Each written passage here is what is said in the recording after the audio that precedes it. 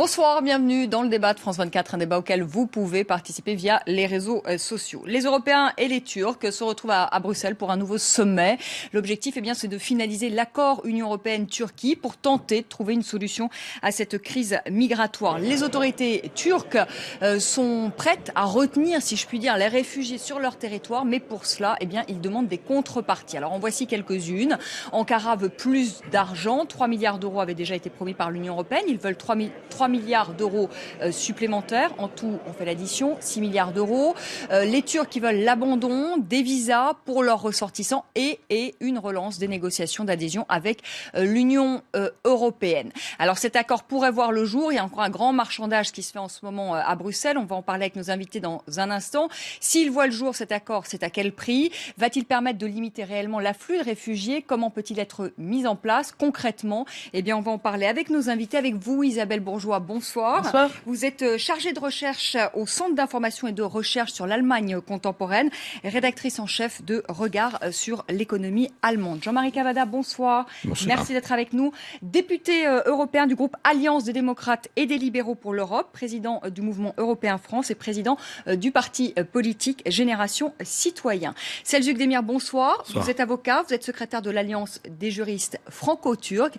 Et puis avec nous, Claire Rodier. Bonsoir Claire Rodier. Vous êtes journaliste au groupe d'information et de soutien aux immigrés, membre du réseau Migre Europe et auteur de Xénophobie Business, à quoi servent les contrôles migratoires, et c'est aux éditions La Découverte. Alors avant de commencer ce débat, on va tout de suite écouter Jean-Claude Juncker, qui est le président de la Commission européenne et qui s'exprimait ce jeudi. Je suis confiant que nous allons conclure un accord avec la Turquie aujourd'hui ou demain. Et je voudrais souligner encore une fois que l'accord que nous signerons avec la Turquie, qui n'est pas encore finalisé, respectera le droit européen et international, y compris la Convention de Genève. Jean-Marie Cavada, l'accord qui se profile, c'est un bon accord selon vous? C'est difficile de répondre de cette façon pour une raison simple, c'est que l'Europe est dans une situation où depuis 10 ans, elle n'a pas pris sur ce sujet les 2 décisions importantes qu'elle aurait dû prendre. Et quand je dis l'Europe, c'est les gouvernements qui la peuplent, c'est pas Bruxelles. Les 2 décisions sont les suivantes. Tous les continents, tous les grands États du monde font une chose, ils délimitent leurs frontières et ils les protègent. Et dans ce cas précis, ça voulait dire que si on décidait qu'un espace intérieur permettait de circuler librement, alors il fallait protéger les frontières extérieures de façon absolue et naturellement aussi indiquer les points d'entrée. Ça, c'est la première chose que nous n'avons pas fait. Et les erreurs d'hier sont une facture terrible aujourd'hui, humainement parlant d'abord, et financièrement pour ne parler que de ça, et géopolitiquement, on en parlera probablement. La deuxième chose, c'est que l'Europe, comme la France, comme beaucoup de pays, ont mis sous le tapis la question migratoire. Et ça fait presque 20 ans qu'on sait que le Sud a un attrait nécessaire, parce que ce sont des gens qui jouent leur survie, vers le Nord. Or, ces choses-là n'ont pas été traitées. On aurait dû dire, en France d'une part, en Europe d'autre part, quelle politique migratoire voulons-nous? Et quand je dis ça, je vais faire 2 petits paragraphes et j'en termine. Nous n'avons jamais dit ce que nous voulions faire pour les réfugiés, ce qui est une honte pour l'Europe, parce que l'Europe est un continent qui a jeté sur ses routes, pendant la première moitié du XXe siècle, des dizaines de millions de réfugiés, qui en général allaient de l'Est vers l'Ouest, et on comprend pourquoi, les guerres. Nous n'avons pas eu de doctrine. Et là, tout d'un coup, il y a un afflux qui n'était pas inattendu. Ça fait 5 ans qu'on est en guerre avec la Syrie, plusieurs années de plus où on est allé détruire l'Irak, sans compter la Libye, et tout ça n'était pas inattendu, nous n'avons pas évalué les choses. Allez, maintenant, on va au plus urgent. Le plus urgent, il est clair, nous sommes dépossédés de notre politique par nous-mêmes, les gouvernements européens, et surtout, nous n'avons pas les moyens de faire face, nous ne savons pas quoi faire, alors qu'on pourrait les trouver les moyens, d'abord pour accueillir les réfugiés, qui serait le moindre des devoirs moraux, des devoirs moraux de l'Europe. Encore une fois, si elle ne veut pas renier ses valeurs. Et puis un jour aussi, ouvrir le débat sur la migration économique. De quel pays, de quelle quantité de main-d'œuvre avons-nous besoin, ou pouvons-nous offrir un destin à ceux qui montent vers le nord pour essayer de sauver leur vie, ça c'est les réfugiés, ou leur avenir, ou les 2. On va en parler justement de ce que l'Europe de demain pourrait justement peut-être faire pour accueillir ces réfugiés. Mais aujourd'hui, on est au pied du mur. On n'a pas fait peut-être tout ce que vous avez, dit. Donc aujourd'hui, on se tourne vers qui ? Vers la Turquie, vers votre pays, la Turquie qui a marchandé sec, si je puis dire, cet accord. Est-ce que vous êtes satisfait si vous obtenez ce soir ces 3 milliards d'euros supplémentaires, si vous obtenez une levée des visas et si vous obtenez une reprise des négociations pour une adhésion sur l'Union européenne ? Écoutez, l'Union européenne n'a pas fait ou n'a pas assez fait, mais en tout cas la Turquie depuis 4 ans, elle fait, et elle fait largement face à ses devoirs et à sa responsabilité en qualité de pays voisin de la Syrie et confronté directement à ce drame humanitaire, parce que c'est d'abord avant tout un drame humanitaire, au-delà des chiffres, des déclarations, des enjeux géopolitiques. Je rappelle quand même qu'il y a quasiment 3 millions de réfugiés en Turquie, qu'il y a un budget d'à peu près 10 milliards de dollars qui a été consacré par la Turquie, donc par le contribuable turc, dans le cadre de l'accueil de ces réfugiés-là. Donc la Turquie a très largement fait, et la Turquie continue, dans le cadre de cet accord avec l'Union européenne, à consentir des efforts considérables pour traiter de façon humaine et assumer cette part de solidarité face à ce drame humain. Alors, évidemment, en face de cette responsabilité assumée par la Turquie exige aussi que l'Europe prenne sa part dans cette solidarité internationale qui doit prévaloir dans ce problème du traitement des migrants. Un contre un, donc on le rappelle à nos téléspectateurs, c'est-à-dire que les Européens renvoient un réfugié, si je puis me permettre ce terme, mais c'est un peu ça, en Turquie qui va faire une demande d'asile, et les Européens vont récupérer un réfugié syrien installé en Syrie. C'est le 1 contre 1. Alors au-delà de cette réalité arithmétique, je pense surtout que la vraie question, c'est la question de la répartition de cette solidarité. La Turquie assume cette solidarité et continue de l'assumer en prenant en charge les réfugiés qui viennent de Grèce, donc dans le cadre de ce programme prévu. Mais c'est un prix, Selçuk Demir. Ce que je veux vous dire, c'est que votre générosité, elle a des limites. Elle s'arrête là maintenant, la générosité. Maintenant, vous dites qu'il faut payer. Il faut payer et puis il faut des contreparties. La Turquie ne demande pas un prix face à cette solidarité. Vous savez, les 3 milliards qui sont cités ci et là, ce ne sont pas 3 milliards qui vont arriver à la Turquie. Ce sont 3 milliards qui vont être dirigés dans le cadre de programmes avec la Commission européenne, dirigés pour les populations syriennes et les réfugiés qui vivent actuellement en Turquie. Donc il ne s'agit pas de 3 milliards qui transitent du budget européen vers le budget de la Turquie, mais bien de 3 milliards qui vont contribuer à cet effort de solidarité. Donc cette idée qu'on marchande... Bah oui, quand même, vous marchandez une reprise des négociations avec l'Union européenne. Non. Et vous marchandez aussi les visas. Non, on ne marchande absolument pas cette question-là. Il s'agit d'une contribution qui est demandée à l'Union européenne et qui, dans ce cadre-là, doit assumer sa charge de responsabilité. Claire Rodier, est-ce que c'est un bon accord, selon vous, si cet accord est signé ? C'est un très mauvais accord, il ne faut pas qu'il soit signé. Et quand on parle de marchandage, vous parlez de marchandage au dos, c'est une longue tradition de l'Union européenne dans sa gestion de la politique migratoire. L'Union européenne a marchandé avec Kadhafi. L'Union européenne marchande avec des pays du Maghreb pour leur sous-traiter la gestion des flux migratoires et leur sous-traiter sa politique d'asile. Il faut quand même rappeler que vous avez parlé de l'histoire de l'Europe et de sa politique d'immigration. Je suis pas tout à fait d'accord avec vous, même si j'arrive aux mêmes conclusions. L'Europe a choisi sa politique d'immigration. C'est une politique de mise à distance des demandeurs d'asile et des réfugiés depuis fort longtemps. Il y a beaucoup d'exemples de cette stratégie de mise à distance. Et là où je suis tout à fait d'accord avec vous, c'est qu'elle n'avait pas prévu qu'un jour les réfugiés seraient vraiment là, à ses portes. Et qu'effectivement, les pays de premier accueil ne seraient plus en capacité de servir de tampon comme l'Europe a pu compter sur eux pendant bien longtemps. Il faut absolument que cet accord ne soit pas signé. Pourquoi ? Parce que cet accord viole, s'il est dans les termes actuels, connus, il violerait non seulement la Convention de Genève sur les réfugiés, Convention internationale, mais aussi la Convention européenne des droits de l'homme, conclue dans un cadre régional, incluant la Turquie. Et encore, la Charte des droits fondamentaux de l'Union européenne. Pourquoi? Parce qu'on ne peut pas jouer un contre un. Ça n'existe pas. Un demandeur d'asile, comme vous l'avez dit, quand l'Europe s'est vidée dans des exodes de plusieurs millions de personnes, de ces réfugiés, on n'allait pas choisir un contre un. Non, on accueille. Le principe de la Convention de Genève, c'est qu'on accueille les réfugiés, on accueille les demandeurs d'asile. S'ils ne sont pas éligibles au statut, éventuellement, on prend des dispositions pour les renvoyer ou on les régularise. Ça, c'est encore autre chose. Mais en tout cas, on accueille, on examine. Et s'ils peuvent être réfugiés, on ne dit pas, je vais les renvoyer à la Turquie, qui est un pays sûr. La Turquie n'est pas un pays sûr au sens de la Convention de Genève. Il faut le rappeler quand même.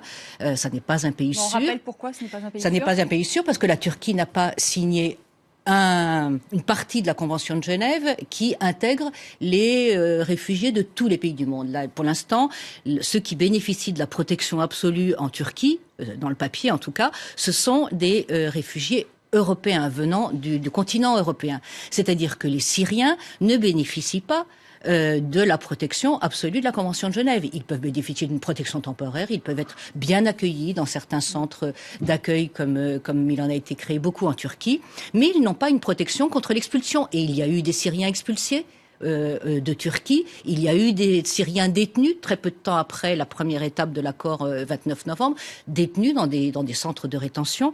Il n'y a pas de sécurité, ça n'est pas un pays sûr. Parce que il manque une étape dans le processus de ratification de la Convention de Genève.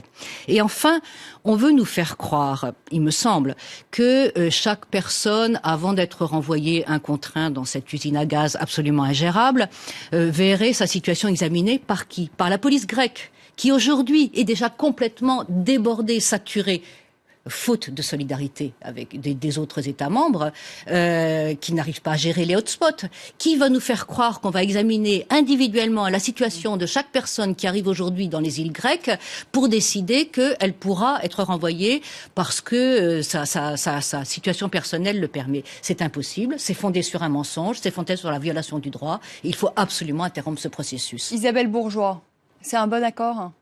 Ou vous êtes d'accord avec Claire Rodier? La question ne se pose pas en ces termes-là, bon ou mauvais accord. Il faut un accord. Et il faut une politique des petits pas. Mais à quel prix il faut cet accord? Attendez, c'est la seule politique possible actuellement. Il faut faire des compromis, petit bout par petit bout. Je rappelle que la logique du 1 pour 1 est restreinte dans le temps. C'est une mesure provisoire, en attendant de trouver mieux, etc.